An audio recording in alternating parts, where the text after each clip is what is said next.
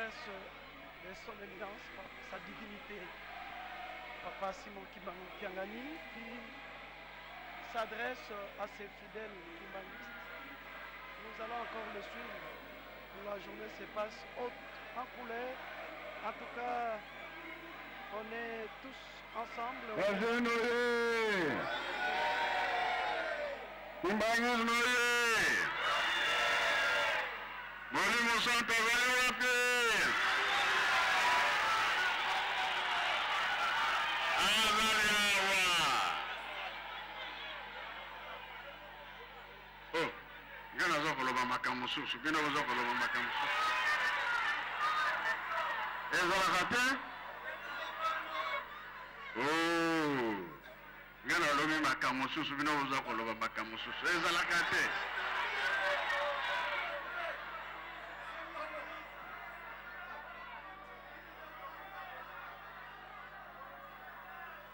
Dosi sanano mise. Toyokane tozali ebele. Gana lingi te umela. Da lingi susu makambo umela te. Umela 2016 aza na makambo nango. 2018 eza na makambo nango. 2020 eza pe na makambo nango. Wana nde suka mokili nde baye balobi toye kotala. Bayolelo ya te. Bon, lere eleki sino tokolala wa mwa eza te.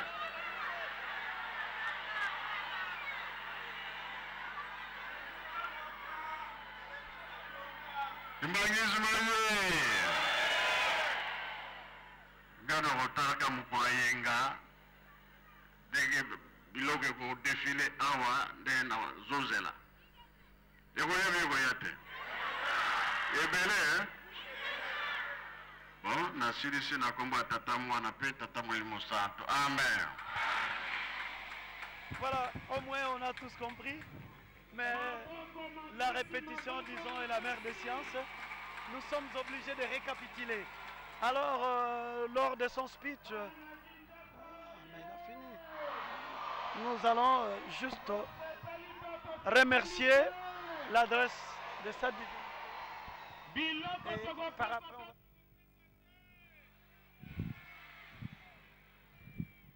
Totonda Malendisi Matei Antina Matei Ampiko Matei Yakondima Oyo tata apesi biso mokokisi ya bilaka na kombo misatu ya bule na kombo ya tata ya mwana Molimo Santo.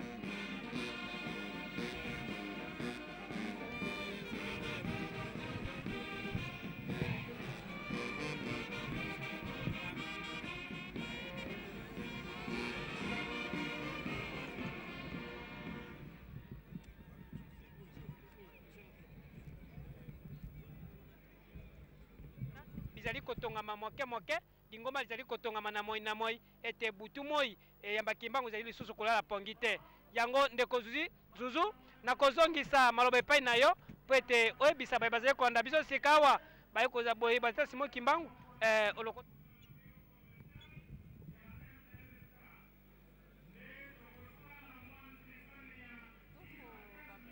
yaka na basani nyonso te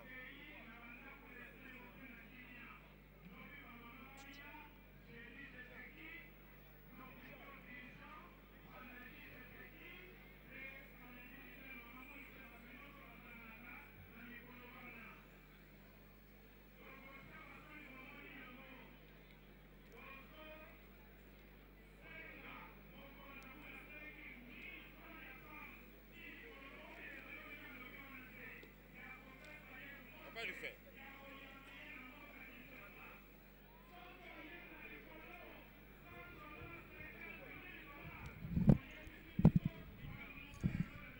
Tete na maboko ya bato kasi.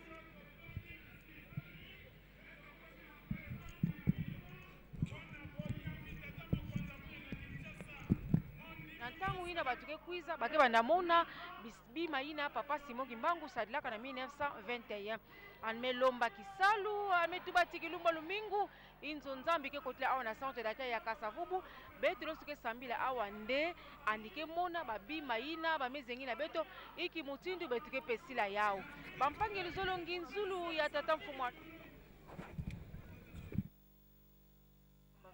yani mosa meza ba mutinda metu bati yani zolaka ve batu bazabati anike na kuiza kansi ame yituka iki mutindu beto noso betu memona beto noso ame yituka batu mingi bamekota awa na kata centre d'accueil na mutindu musi kufona kana venzoka nde ntsangu ya kuendaka inwa na inwa dikutu na dikutu awa na centre d'accueil yake ya kufuruka mutindu benekena kumona kuna na bifikula na beno batu kena kuluta samu na kwenda kutula diboko na kati na dilonga 1000 francs kaka bamelomba samu na mutu nyonso ina yakele samu na kusumba babima beto ke sadila bisalu kuna na kamba Yerusalemi bampange luzolo beno fona zabati betu kena kutunga aeroport wapi kisika bantu ina kele ndaka ve kutambula nzila ya ditoma ba undi bake banda kuendila ndeke zulu aeroport kena kutunga makuna nzanza bisadi beno zabadi akati betu kena kutunga mize pe bisalu mingi kena kusalama awa na kati ya dibundu kasingi zulu na yandi na kimpeve beto zabave betu mezaba kaka betu mekuwa yine meka tukana kutubila beto ti bisalu Kinshasa nde yao kele mbanza kimfumu Kinshasa ni yao nde kele ntima ya dibundu to espoir ya dibundu yake na kati ya mbanza kifumu Kinshasa mpamba ve awa nde batuke kuendaka na ba compagnie awa nde batuke salaka awa nde batuke salaka mumbungu ya ngolo batuke kotaka na ba compagnie awa nde bakesa disaka dibundu mingi ni yao papa mfumu alongo papa Simon Kimbangu kiangani ani mebula ntsonso na yina metadila bisalu beto fwa na sala bisalu beto fwa na tunga nkamba Yerusalemi faso mfumu hisi papa dalunga na fandaka tu bati beto tunga nkamba na manima nde betuke bonga nzutu kala beto tunga nkamba ve antuka bapani pasi na pasi kasi tata mfumu alongo papa Simon Kimbangu kiangani meka tukuna kutuba diakati 2016 ke na kuvingila beto mambu ya ngitukulu ke salama na 2016 diambu kele ame yuvusa beto bakwiza ve nkangu mendima bakwiza ni yao metu bati beto sala na yao betu ke mona diambu ina ngitukulu ala metu badia kati na 2018 yake na mambu na yao 2021 yake na mambu na yao 2016 centenaire ya papa Dialungana 2018 ya kovonda centenaire ya papa papa Diangenda 2021 nde yake vonda centenaire to bicentenaire ya papa Simon Kimbangu yanzi kaka papa Simon Kimbangu kiangani na yao metubati mambo ke na kwiza yao moske na kwiza kaka na kulandakana mambo ya ngolo ke na kwiza bampange luzolo awa yamefuata kana wapi sika ngeke tula dikulu bampangi pamba ve bana kana meme kuwa titata na bao mekwiza kiese ke voandaka kiese ke na bantima na beto pamba ve betu beka tukana kuyamba yandi mosi nzambi ntinu amintinu tata mwanda velela papa Simon Kimbangu kiangani ni yao betuke vuta kinzonzolo na voilà bampangi ke awa mingi betokele mingi samu na kuzonza na kutuba beno ke na bayinzo na beno beno landa mbote mbote iki mutindu nkinzi kile awa na kati ya centre d'accueil ya Kasavubu bampangi bato ya mutindu na mutindu bamekota na kilokola yai bankaka ina bazabaka ve voir même bato ya luyalu bayina zabaka ve bamekuwa kaka beto kele awa na plus ou moins 25 chaînes ya télévision bamekuiza donc bamekota na nsolo nyonso samuna kulanda yao balutisa yao na bifikula na bao yina kusonga ti en tout cas papa Simon Kimbangu Kyangani anike mutu ankaka papa Ibrahim betuke futulengi inzonzolo samunge tuba na mampangi ine ke kuwaka dingala veke kuwaka ikongo ve balanda na bao na ndinga ya kifaransa. Tout à fait. Les images parlent d'elles-mêmes. Papa est là, papa est arrivé. C'est une journée pas comme les autres. Une journée haute en couleur par rapport aux autres, bien entendu. Et voilà, 1000 francs pour la construction des musées. Si vous êtes 5, donnez 5000, c'est rien. Si vous causez des retards, c'est parce que nous le voulons nous-mêmes. Comme papa est pressé, même dès demain déjà, venez donner votre 1000 francs. Il est venu pour amorcer les travaux de la construction des musées. Il faut laisser les empreintes. 1000 francs, c'est rien. 1000 francs, ça ne coûte rien. Vous qui nous suivez depuis Brazzaville, en Angola, un peu partout, ayons la volonté de donner ce que vous pouvez, papa Roger. 1000 francs, est-ce que vous allez donner? Oui, 1000 francs, je pense que même la personne la plus démunie peut obtenir 1000 francs pour offrir à son Dieu. Donc je pense que son éminence a bien réajusté les tirs en n'exagérant pas le montant à donner pour la construction des musées. Donc l'opportunité est offerte à tout le monde pour pouvoir donner les 1000 francs afin de contribuer à la construction de ce musée, la clé de toutes les solutions. Voilà la clé de toutes les solutions. On a un estimé confrère, si tu peux te présenter et question un peu de respecter nos téléspectateurs qui nous suivent à la télé. Oui, je suis journaliste aussi, comme vous venez de dire là, je suis votre confrère. J'évolue à Molière TV. Mon nom c'est Enoch Moutela. Donc pour moi c'est une grande joie parce que je ne suis pas kimbanguiste. Nous sommes venus juste couvrir l'événement. Pour moi, je peux dire c'est une grande journée. C'est une grande journée parce que je vis un monde qu'on ne pouvait même pas compter. Or, ce n'est même pas l'église kimbanguiste entière. Hein, ce n'est pas l'église kimbanguiste entière qui est venue. Donc, c'est juste ceux qui ont suivi les messages. Donc, parce que dans des interviews que nous avons faites, on nous dira que non, le message est arrivé vers 23 h et c'est le matin que la télé et la radio Ratelki a annoncé et quelques paroisses ont aussi annoncé à leurs fidèles. Et voilà, aujourd'hui, on nous a fait entendre que c'est la date commémorative de l'accident de père spirituel Diangenda Kuntima. Voilà, donc c'est aujourd'hui le 29 juillet qu'il était accidenté à Lokulu, dans les Bas-Congo. Et ça coïncidait avec l'arrivée à Kinshasa du chef spirituel Papa Simon Kimbangu Kyangani. Je vous dirais que d'abord, beaucoup de messages que nous avons entendus parler du kimbanguisme. Donc, tout noir est d'abord kimbanguiste. Pourquoi je dis cela? Parce que moi, je suis protestant. Si je dis cela, parce que même mon pasteur nous dit toujours que je reconnais Papa Simon Kimbangu comme prophète. Donc quand il accepte que Papa Simon Kimbangu est prophète, donc moi je crois qu'il est prophète parce que ce qu'il a dit, c'est accompli. Donc, ce qu'il a dit s'accomplira toujours. Il y a beaucoup de choses qu'il a parlé, c'est accompli et il y a beaucoup encore que nous attendons. Nous voyons quand même beaucoup de signes que je ne peux même pas dire parce que c'est les ondes, c'est la radio ou la télévision, beaucoup de gens qui nous suivent. Donc, il y a beaucoup de choses. Et moi, je vous dirais une seule chose. Il a dit, Mundele akokoma motomwindu akokoma Mundele. Certainement, nous avons des journalistes noirs et nous avons même un président d'origine africaine qui dirige le monde. Donc, aux États-Unis, on a un président de tendance, pas de tendance d'ailleurs, il est africain.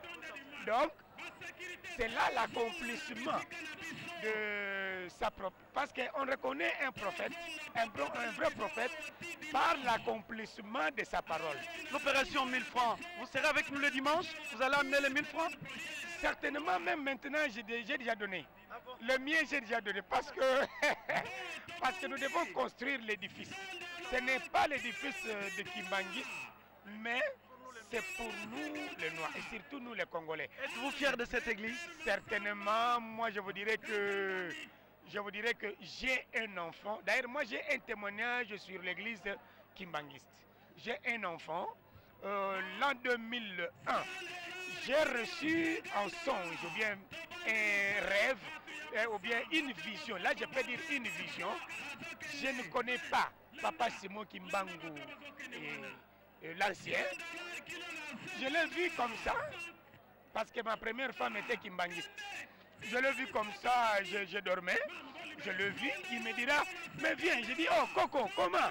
Il me dit, pourquoi tu m'appelles Coco? Moi je dis, mais au bord de ma papa, vous êtes Coco. On s'amusait avec lui, il me dira, mais comment ta femme ne donne pas, vous n'avez pas d'enfant? Moi je dis, non, ma femme n'a pas d'enfant.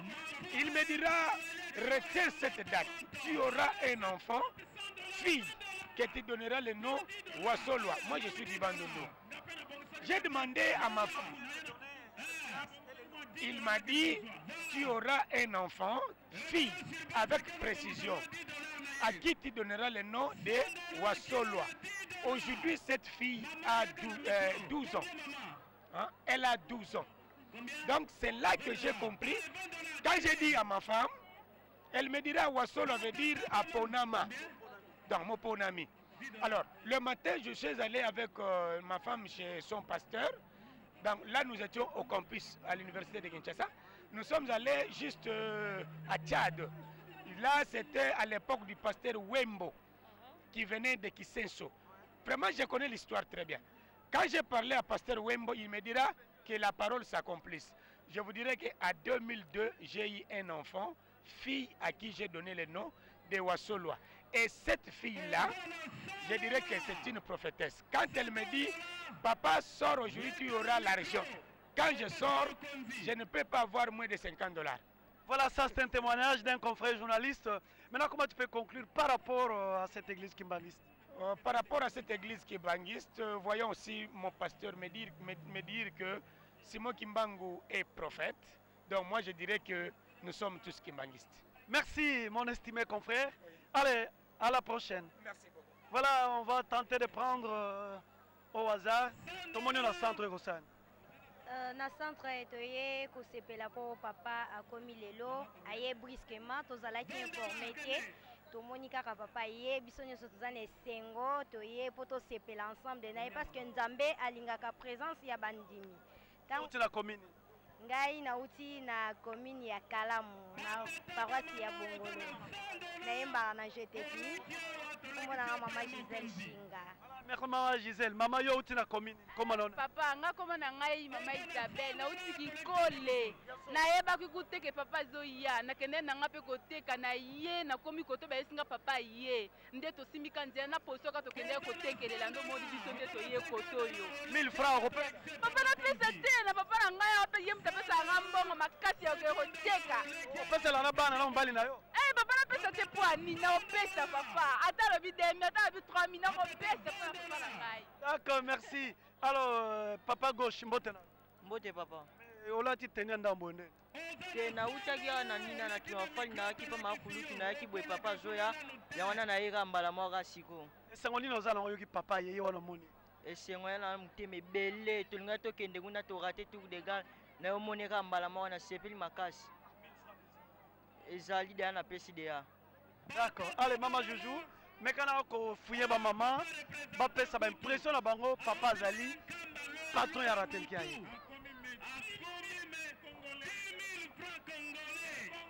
Maman, mbote na yo, to moni otelemi apesa biso kombo na yo, yo kosala nini na centre d'accueil pe impressionnant. Kombo na ngai mama Claudine Wabaka, lelo ezali mokolo le 29 juillet mokolo papa de ngenda sopa ki makila na luku. Mama, oyebaki penza ke papa Simon Kimbangu kyanga na joie lelo na mboka Kinshasa. En tout cas nayebaki te ke papa Simon Kimbangu azoya na mboka Kinshasa. Eza pena surprise o papa Simon asali na biso bana na ye. Siko olobi nini na balandi akateli ki pamba te toza en direct kuna bandaka bokolanda biso olobi nini na bayi batikali na bandaka. Na baye o batikali na ndako ndenge eza bongo lokola lelo baye te mikolo kwa papa Simon za ndambo awa. Aza mwa mikolo na Kisasa baya abakutana na papa Simon Kimbangu. Opesi 1000 francs na pesi 1000 francs na ngai. Mama pesa biso na nkombo na yo pe loba oyo ko sala nini awa. Est-ce que na moni loko uti ko pesa 1000 francs na yo? Non to pesa 1000 francs na ngai. Kombo na nga mama wa baka mbete farouche. Na fa na komi na njini. Te toza bipola te. Toza bipola te. Bango mo bayoki baroya toya poto sa to sepesa papa po ya lobi ke ya za 1000 pata zonga sima te foto na sima papa donc to sala plus que to sala ki liboso.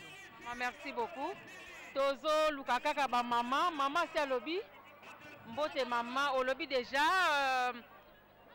bonsoir papa. Pesa biso kombo na yo za nani awa yo kosala nini po to moni bato baya ebele to ebite yo po ye na ndenge nini. Wanga ko nanga Gires na mjima bumbu toye pona sengo papa toyambie makasi tosepe makasi pe tomonie donc toyebite so tobani donc totonda na sengo makasi mingi. Est-ce que oyeba ke papa Simon Kimbangu kyanga na zoya? Bon toyeba ete bon tiana oka pona kende mbinza na oka programme babenga téléphone et pas on dit na biso bon babi to ko kende te to kuta centre papa zoya lelo yango esenga ifona ya 1000 francs na pesi.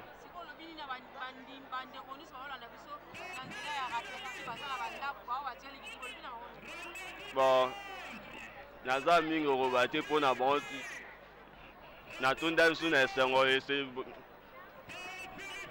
ba o ba yeba ete dans dimanche zoya dans to kokisa biso to sanga biso nyonso na kati église awa eza malamu mpona biso nyonso tu. Merci.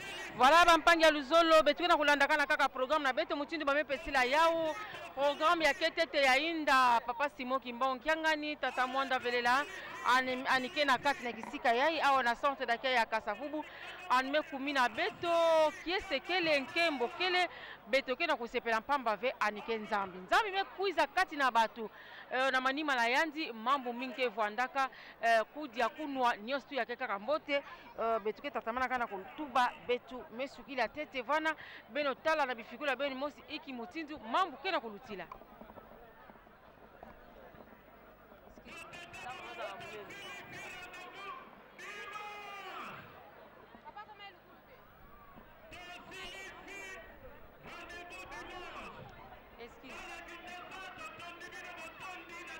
Bye, Brian.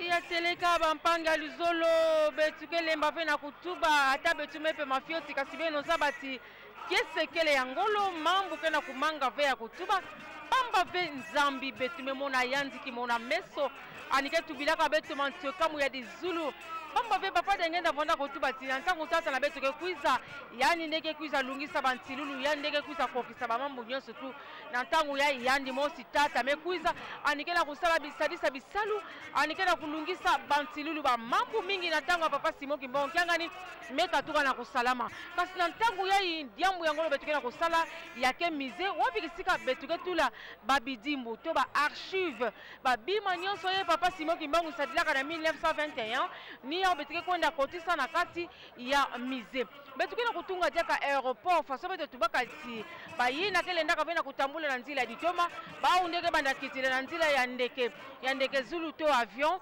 kuna na nikisika bakena kusala aéroport naini nalenda sala bamambo ina yake yani mosi tata mfumu alongo mpamba ve yandi nde mutu ke kukisa bantilulu ke salila beto nyonso ina batata kanikina ka beto kasi bino fona zabati na manima na yandi yankaka keleve yandi ni yandi mosi kaka anike na vice ve yandi anike kaka yandi mosi nzoka nde anike na bamvani ya malongi to bayina betike bokilaka bantubidi ya nkangu to baconseilleur na baconseiller na manima na yandi anike na mutuve yandi mosi kaka ke na kutwadisa dibundu yai bankaka na beto monaka mpasi bakangamaka bakwendaka na kinkole kuna na ntandu na zulu tata Simon Kimbangu yani mosi kangamaka mvula tatu na kata boloko tala mutindu mpase ni monaka na 1921 papa Simon Kimbangu vanda kaka yani mosi kasi kilumba bubu dibundu meyela ya mekuma na batu mingi papa Simon Kimbangu kyanga ni kevana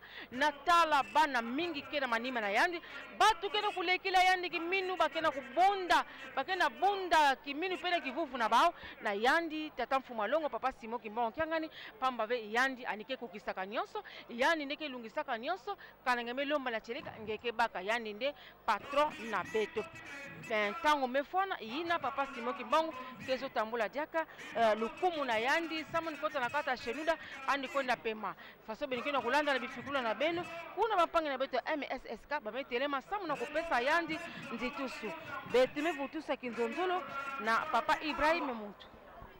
Voilà, on s'achemine tout doucement vers la fin. Certainement, on est ensemble avec toute l'équipe technique qui nous tient compagnie. Là, on voit Roger Toko, Tata Mapassa, Dadi Mavambou, Abdul Likwa, Brali Milambou, Francis Toubalanda, les autres, moi aussi je ne suis pas seul. On est avec Papa Pasteur Emadi Koufouana, Sami Toko, Maman Ndouzi, Willermine, Roger Mamboueni, tous ensemble, Maman Joujou. En tout cas, à la radio, on a Papa Matou Faustin, Lessa Emmanuel, Jacques Toumengo et les autres. On est ensemble pour vous tenir compagnie jusqu'à la fin du culte commémorant l'accident mortel que Papa Denguenda avait produit en route du Bas-Congo à Lukulu. Aujourd'hui, Papa, sa divinité, Papa Simon Kimbangu, est à Kinshasa. Il est venu prier ensemble avec ses fidèles. Question de donner un coup de pouce pour les travaux de démarrage de musée, le musée qui sera construit en Kamba et dont l'inauguration doit avoir lieu au mois de mai, pas plus, au mois de mai, bien entendu, en 2016. Je passe le micro à Papa Pasteur Emma Dikoufouana. Matondo mingi ndeko Ibrahim Muntu to bandi kokoma na suka ndenge boyebi ete uta na bangonga ya zomi na motoba na minita zomi mokonzi ya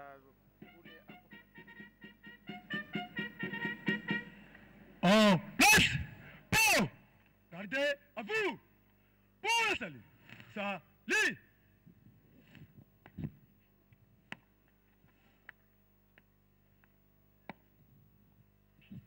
Bungi azidi su tata fumalongo fumalibu.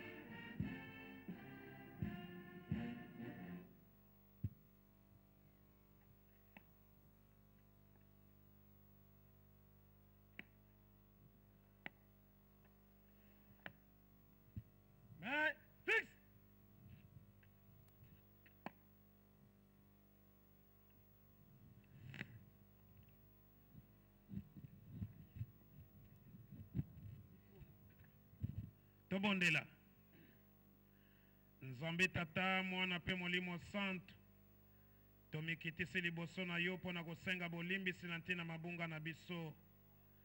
Merci papa na mayo sale biso minene na ville province à Kinshasa. Mvoa letalisi ville à Kinshasa pe okomeli biso na kimia tosepeli pe tozongisilo matondi papa Simon Kimbangu Kiangani. Mapamboli na nzoto pe na milimo biso bandimi na yo. Séjour na yo ezala ya kimia ya mapamboli pe yesengo. Manso memeli biso opesa biso yango pe ekokisama. Fongola nzela ya kulumbimbi pesa biso indépendance spirituelle po ete tosalela 3 quarts oyo bolaka biso. Yo yeli pe misala ya mize mitema ya bano ya Kinshasa ezali ya kofongwama basengeka kopesa bango bozwi opambola misala ya moko na moko akosalaka sala biso ba surprise ya malamu po biso pe bana tosepesa yo soki yo nzambo osepeli biso bana tozwi mapamboli yango tosenge pa na yo tata na kombo ya tata mwana pe molimo santo. Nzambo za mfumu wetu Yesu Kristo yezola kwa nzambe wa siditu yeuntu wa mwanda velela vika wakalanga yesu tuka kwa yelengu seye mwane mwanda velela. Amen.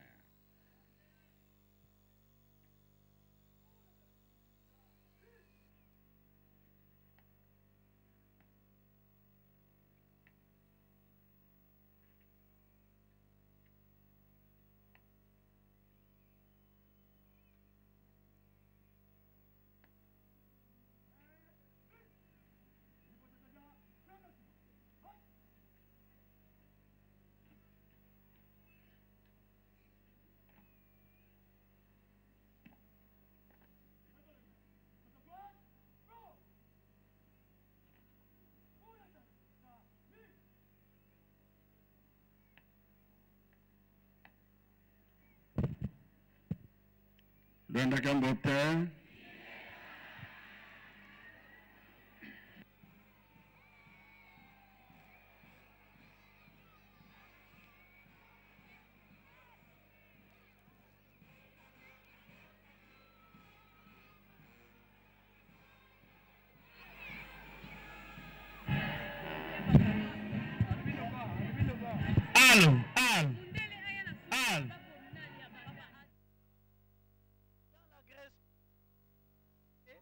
Nzala Isili.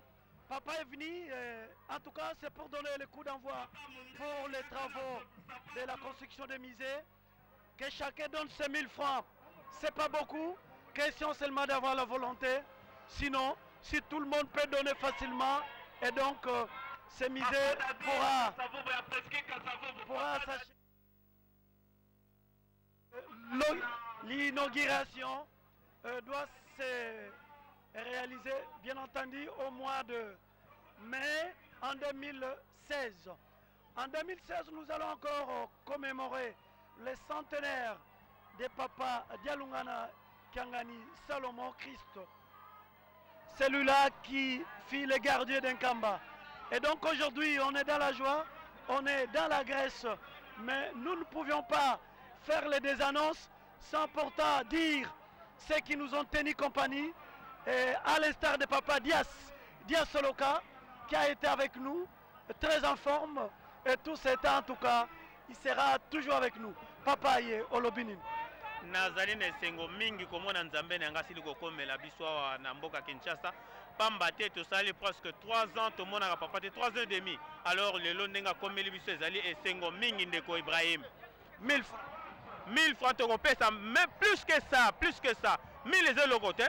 Et Zambon Walipa, il y a 5 000, mais le colon 1000 to bakisi le sous 10 000, et ça là 11 000, et pesa qui est 5 mingi. Toko pesa bien toko pesa te. Yomoko landi très bien dengue bandi mibazongi seke toko pesa. Et si quand Zamba lobby, yo pesa te, kasi yom to pesa kate. Ya loba ki batunia na bamindele, yo kimbango ko sala lingomba. Est-ce que ça mbongo? Ya lobi oh, mbongo na nga batu. Nakanisi lelo mutu nyonso atali alandi amoni oileki mbongo na ye batu alobi mise po tongama fo aya na miroir opesika na mboka Kinshasa nde yango papa lelo amati aye na esika miroir ezali ebandeli ya mosala nde miroir po ete biso nyonso totia maboko mosala ya mize esila na lombango ndenge yalingeli yango ndenge yalingi ndenge tokosala nini bakotiala mize kuna na kati ya mize bilembo eza ebele bandibu baza na biloko oyo babomba nano bazongisi te na papa Simbangu tiangani nde ntango na ngo ekoki eza na bamboka eza na mboka ba Ibrahim eza mpe na mbanza ngungu mosusu mpe ezali na mboka ba mama Shaina kuna na baluba ezali tala tata 1000 francs tokopesa bie tokopesa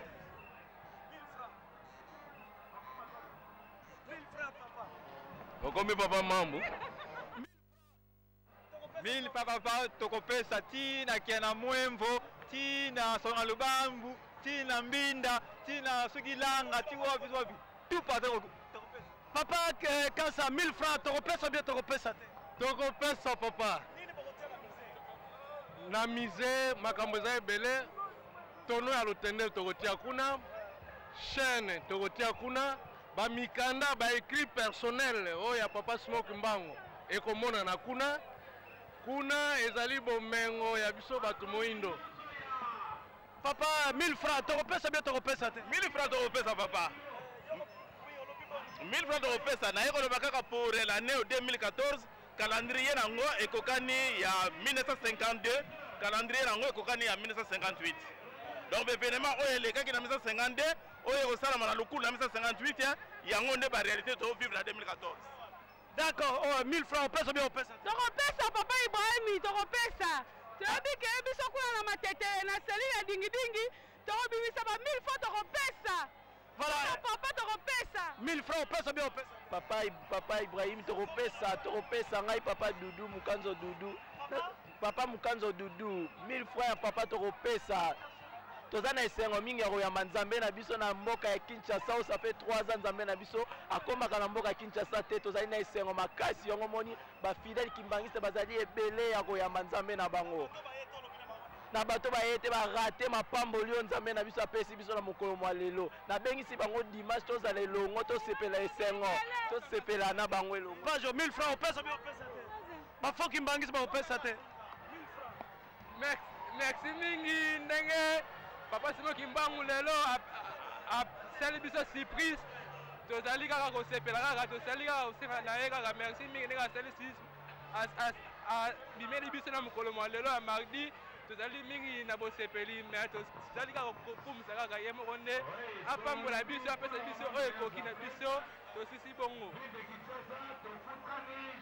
alors papa Dias ntango mosusu oza likambo etikali mpo bakisa tozokenda suka natondi yo papa Ibrahim na nde osi kopasenga parole papa alobi dimanche biso nyonso tozala ana centre d'accueil moko na moko abongisa libonza oyo akopesa na papa soki mpe saka nsima mpona botongi mize oye nango soki mpe 10 saka nsima yo kaka so mpe komema tone mobimba ya nsima oye nango mpona totonga mize 2015 papa alobi biloko nyonso fo ekota na kati ya mize oyo ebombami na bisika ndenge na ndenge bato bakoya kozongisa mpo ekota na kati ya mize yango wana totondi mingi bandeko tosili kosala reportage oyo kobanda ndeko Ibrahim mama Shaina Saint-Denis Paku Eugène Likwa Dadi Mavambu DGA Roger Toko DT Dani Kiala ainsi papa Malala Mabranli Milambo Serge Yanfou Mananga Kapela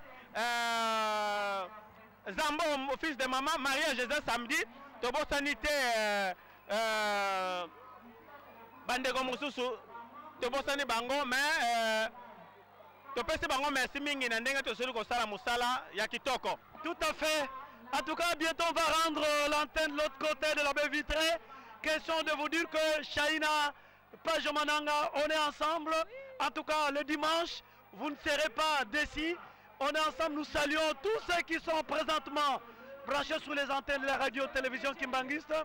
Nous saluons tous les bamboutas de la radio-télévision Kimbanguiste. Là, on voit Papa Jabal Matata, Alexandre Mambou, Jelkin Nouelo, Félicien Malala, DT Danikiala et les autres qui nous suivent, Papa Olivier Mpissa. En tout cas, vous avez reconnu les différentes voix de vos humbles serviteurs Ibrahim Muntu, Maman Nzouzi Wilhelmine, Maman Joujou et les autres, Sami Toko, Papa Emma Dikoufouana, Papa Roger Mamboueni. Voilà, en tout cas, si vous nous captez là de l'autre côté de la baie vitrée, nous vous remettons l'antenne. Question de vous dire au revoir, mais restez toujours branchés sur les antennes de la radio, télévision Kimbangu. Soyez le bienvenu, papa Simon Kimbangu. Kianga.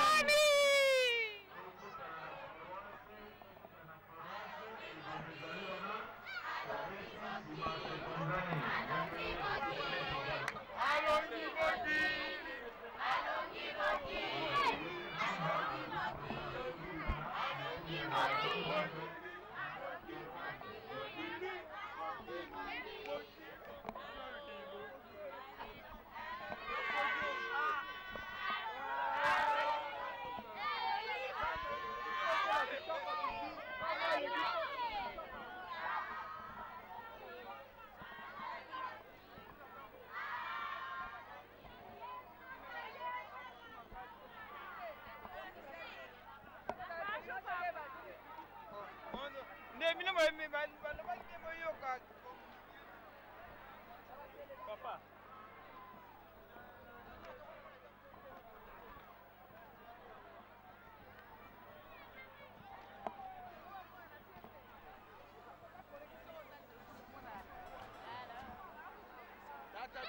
Ouais, papa. Ah, tu vois qui? Là, il y a un petit lame pour.